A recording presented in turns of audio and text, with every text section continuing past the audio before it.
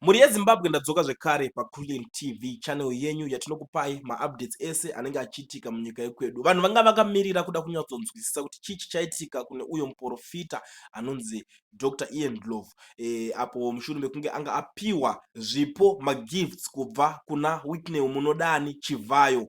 Munongoziva kuti paChivhayo ari kungopa munhu wese waangofunga kungoblessa. So panapa paita muedzo muhombe wanga uripo we$100,000 nemota mbiri, mota dzemhando yepamusoro, mota mbishi. So vanhu vanga vari kuda kutesta, ende vamwewo mafellow prophets vari kuti musatore zvinhu izvozvo zvakamboitwa pamuedzo, vakapuwa mavhesi kunzi Jesu akaedzwa, pakazodidi pakaiswa mifananidzo yemiedzo yakamboitwa mubhaibheri yakawanda yakasiyana siyana. Asi isusu takabuda tikazvitaura tikati kana dziri nyaya dzekuZimbabwe munhu wese anopuwa chinhu, vashoma vanoramba. Vatakangoona vakaramba chete vakatongoramba maakwa kunze kwauyo Thomas Mapfumo, ndiye akaramba akati ina handitodi kana kuona zvinhu zvaChivhayo padhuze neni. So panapa paita challenge hombe. Dr. Ian Ndlovu nezuro vakabva vaenda vakanotambira zvinhu zvavakapiwa naWicknell Chivhayo, vakanogamuchira mota nemari yavakapiwa navaWicknell Chivhayo.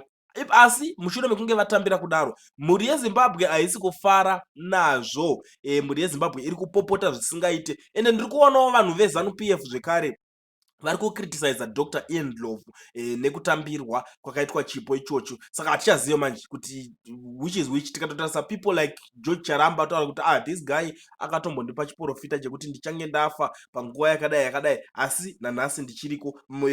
Zvinhu zviri kungotaurika mumastreets imomo. So veruzhinji vari kuzobudawo, vamwe vari kupopota, vamwe vari kutuka, vamwe vari kuda kutorova chaiko, vamwe vatoti kana zvichiita tingatoyevhara chechiyo. Hatizivi kuti maZimbabweans chii chinonyatsoitika nazvo. Asi chandakadzidza inini ndechekuti maZimbabweans vanoda vanhu vanonyadzisa ZANU-PF nguva nenguva, vanhu vanoita kuti ZANU-PF iite BP inoita kafira mberi nemastresses. Ndo zvandakaona zviripo.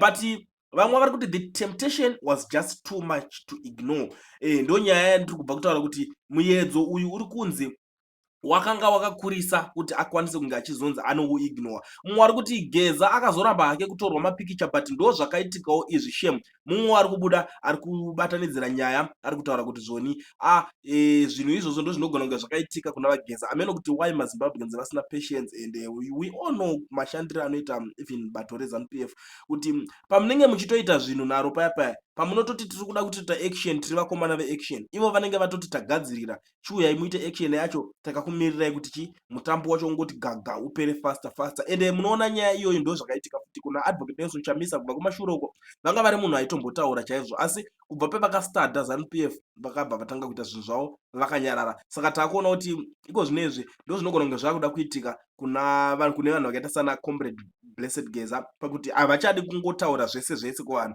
asi vakuda kungomirira action kuti vangotanga kutongoita zvinhu since vakatotaura kuti tiri varume veaction. Mumwewo ari kubudawo panapa ari kuti the cars are very tempting, kuiramba haisi nyore. Mumwe ari kubuda ari kutaura panapa kuti mota hairambike zvekumhanya, ende iyo Wicknell tikuti akatozvitarisa akanyatsozvitaimira akatozvimaster kuti mota ndo chinhu chiwani chekuti tingatotanga kutonengerekena kutopa munhu.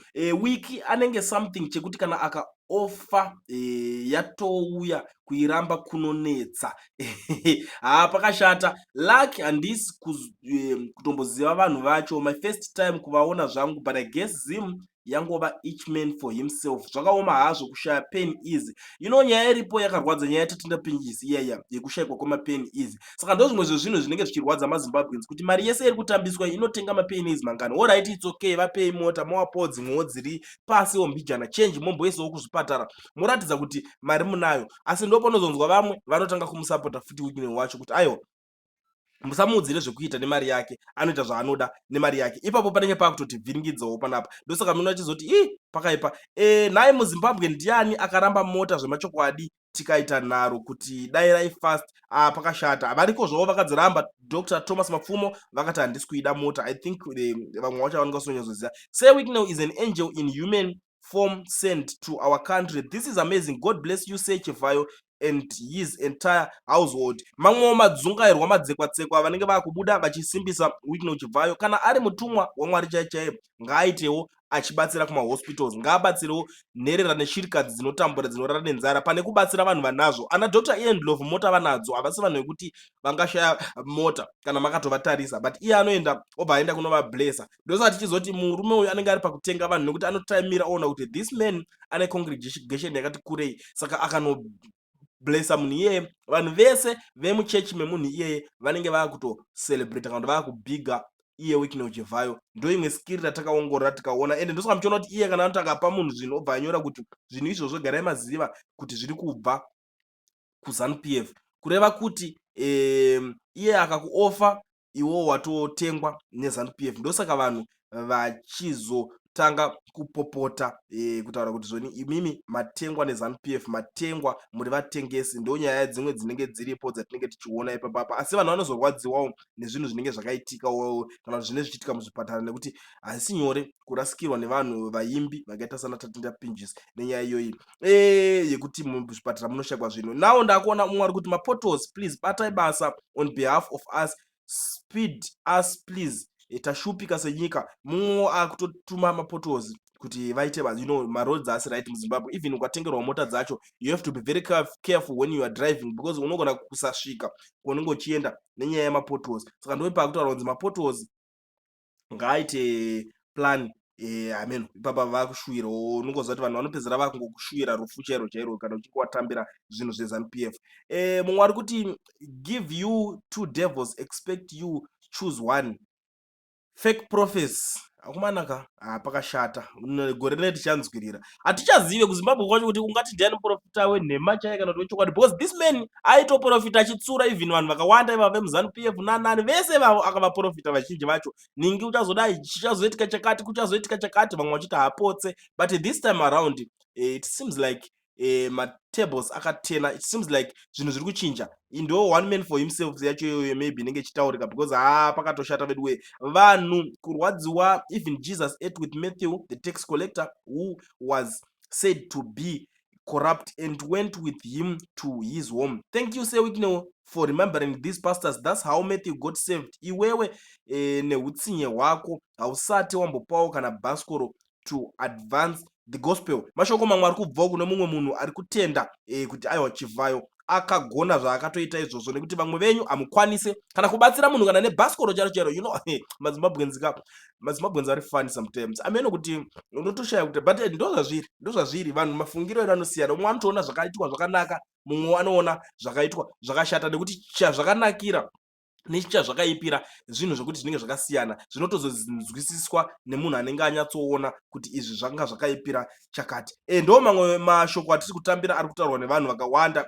Vazhinji vacho vari kutuka, but tambotiraya kuda kuona vanhu vari kuita criticism ine musoro kuti tione kuti tinobuda neansa yakaita sei. Even ipapapa pamuri kutoteerera, zvakakoshawo futi kuti mugare makomendawo muchitauro enyu, macomments enyu, mashoko, kuti muri kuionawo sei nyaya yaDr. Ian Ndlovu yekuti vakazoenda vakanotora mota.